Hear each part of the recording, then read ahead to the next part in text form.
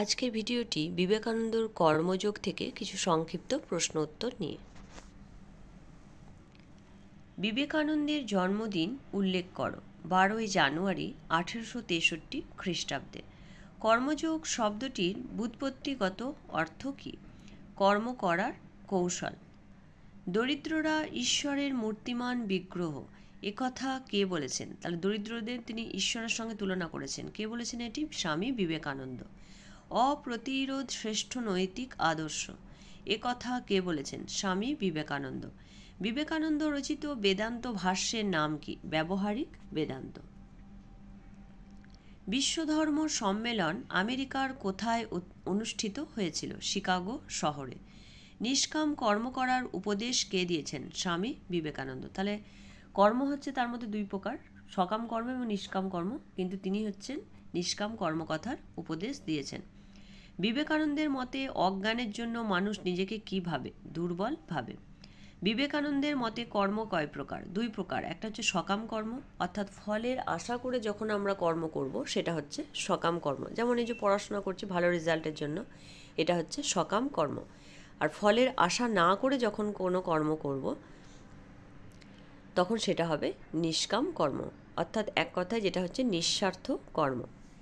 বিবেকানন্দ কিভাবে কর্ম করার উপদেশ দিয়েছেন? অনাসক্তভাবে, অর্থাৎ আসক্ত হয়ে কোনো কর্ম করা যাবে না, মানে আশা করে বা লোভ করে কোনো কর্ম করা যাবে না, অনাসক্তভাবে কর্ম করতে হবে। বিবেকানন্দের মতে ধর্মের দেবতা কি?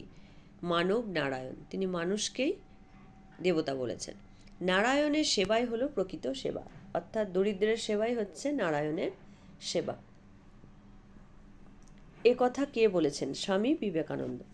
সব ধর্মই হলো মানুষের চৈতন্য স্বরূপ, দেবত্বের বিকাশ সাধন। এ কথা কে বলেছেন? স্বামী বিবেকানন্দ। নিষ্কাম কর্ম বন্ধনের হেতু হয় না, এ কথা কে বলেছেন? তাহলে আমরা যখন নিঃস্বার্থভাবে কোনো কর্ম করব তাহলে সেখানে কোনো বন্ধন আমাদের তৈরি হবে না। তাহলে এটা বলেছেন বিবেকানন্দ। প্রভুর মতো কর্ম করো, এটি কার উক্তি? স্বামী বিবেকানন্দ। কৃতদাসের মতো কর্ম করবে না, এ কথা কে বলেছেন? স্বামী বিবেকানন্দ। অবিরাম কাজ করো কিন্তু তার ফলের সাথে জড়িও না। তাহলে তুমি তোমার কাজ করে যাও, কিন্তু কি ফল হবে সেটা তুমি আশা করলে তাহলে তুমি কোনো কাজে এগোতেই পারবে না। সেই জন্য বলছে তুমি কোনো ফলের আশা না করে তুমি কর্ম করে যাও, এবং সেই কর্মটা কি করবে? প্রভুর মতো কর্ম করো, মানে নিজের প্রতি কনফিডেন্স আনো যে আমি এটা করতে পারবো। জীবে প্রেম করে যেই জন সেই জন সেবিছে ঈশ্বর। তাহলে যে হচ্ছে মানুষকে ভালোবাসে সেই হচ্ছে ঈশ্বরকে ভালোবাসে। এটি কার উক্তি? এটি হচ্ছে স্বামী বিবেকানন্দের উক্তি। তাহলে এই শর্ট কোয়েশ্চেনগুলো করে নিও। আজ এখানেই শেষ করছি।